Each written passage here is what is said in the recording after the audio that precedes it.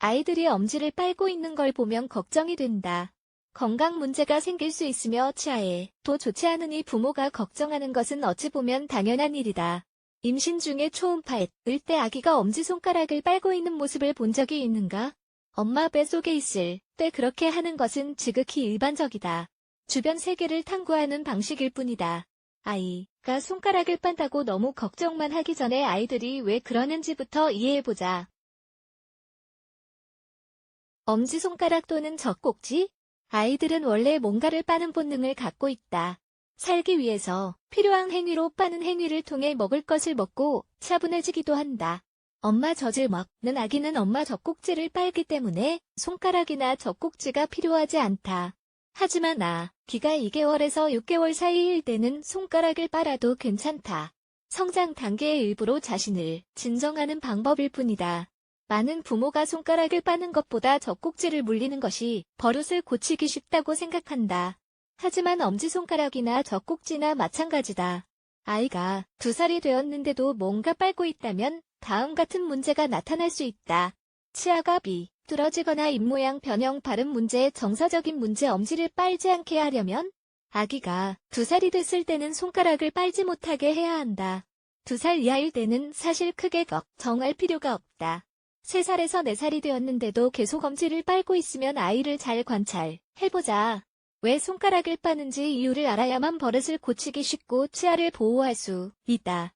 하지만 아이마다 다른 속도로 성장하니 압류가 나기 시작했을 때 손가락 빨기를 말려야 한다. 이가 자라기 시작하면 다음과 같은 방법으로 아이가 손가락을 빨지 못하게 하자. 1. 원인을 알아보고 대체품을 준다. 아이가 평소에 엄지를 빨다가 잠든다. 면 잠들기 전에 다른 방법으로 도와주자.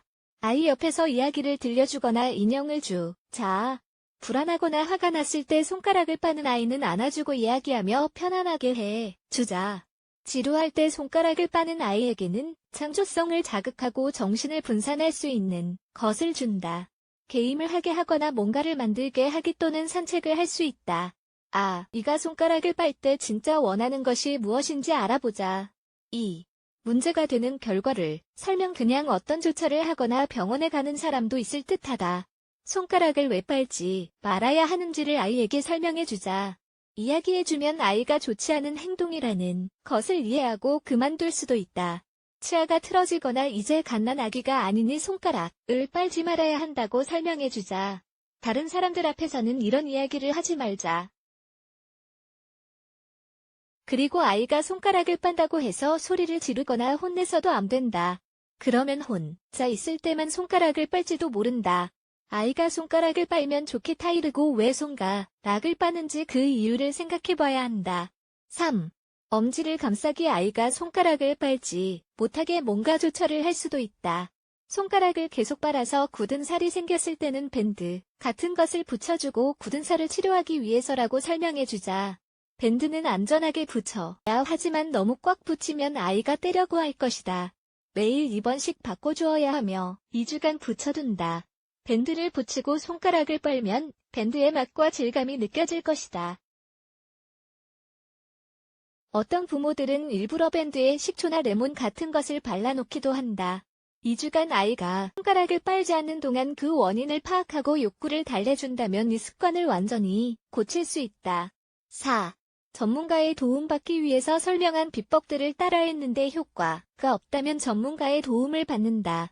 치과 의사가 엄지를 입에 넣지 못하게 하는 장치를 만들어줄 수도 있다.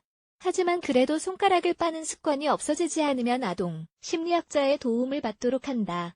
뭔가 더 심각한 내면의 문제일 수도 있다.